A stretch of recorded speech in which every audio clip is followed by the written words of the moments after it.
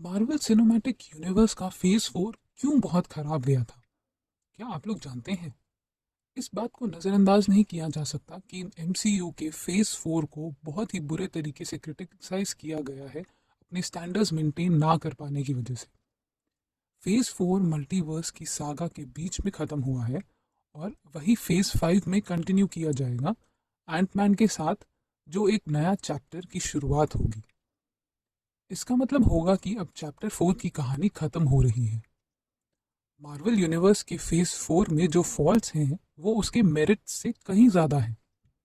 चलिए डिस्कस करते हैं कि एंड गेम के बाद मार्वल का कंटेंट कंट्रोवर्शियल क्यों था और क्यों फेज 4 एक डिसअपॉइंटमेंट का कारण बना इतने सारे नए कैरेक्टर्स और एमसीयू के नए डिज्नी प्लस शोज के बावजूद भी। एवेंजर्स एंड गेम और इन्फिनिटी वॉर परफेक्ट एंडिंग थे मार्वल के लास्ट 10 इयर्स की स्टोरी टेलिंग के, और अब इन्हें फॉलो अप करना फेज 4 में एक बहुत डिफिकल्ट टास्क था। इन्फिनिटी सागा बहुत सही सीक्वेंस, एपिक नरेशन और बहुत ही केयरफुल बट परफेक्ट बिल्डअप के साथ एक परफेक्ट एंडिंग देकर गया था ऑडियंस को, जिसकी वजह से वो ऑडियंस की एक्सपेक्टेशंस पर खरे उतरे थे।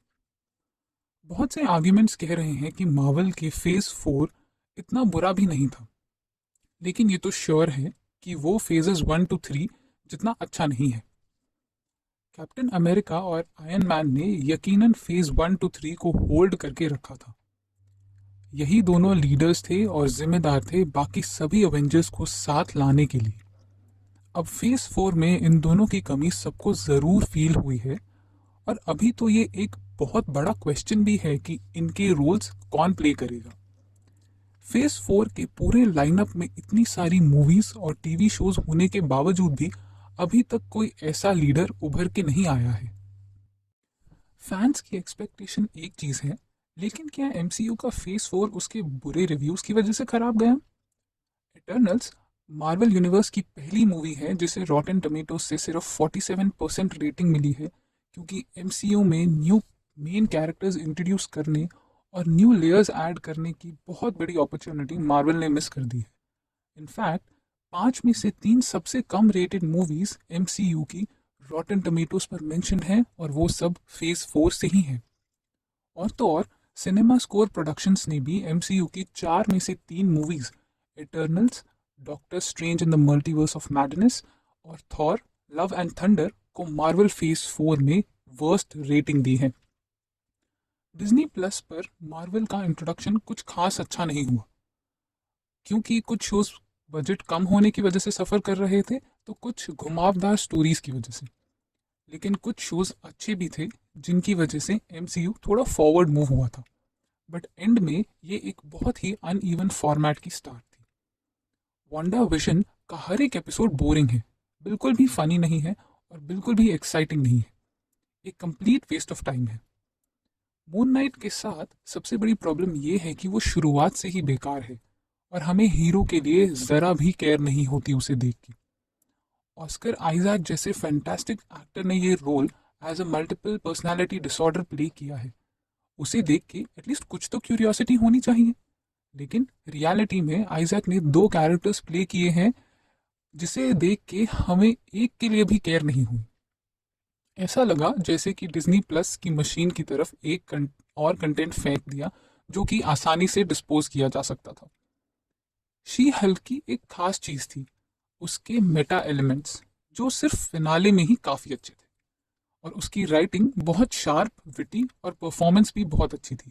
लेकिन उसके अलावा बाकी पूरा शो बेकार था, क्योंकि उसकी स्क्रिप्ट बहुत नॉर्मल थी और सीजीआई तो डिजास्टर ही था।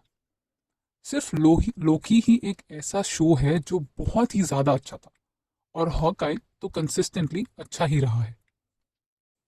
अगर हम मूवीज की बात करें तो ब्लैक विडो और डॉक्टर स्ट्रेंज 2 दोनों ही बहुत बोरिंग और कंफ्यूजिंग थी, जिन्होंने हमें लेट डाउन कर दिया था।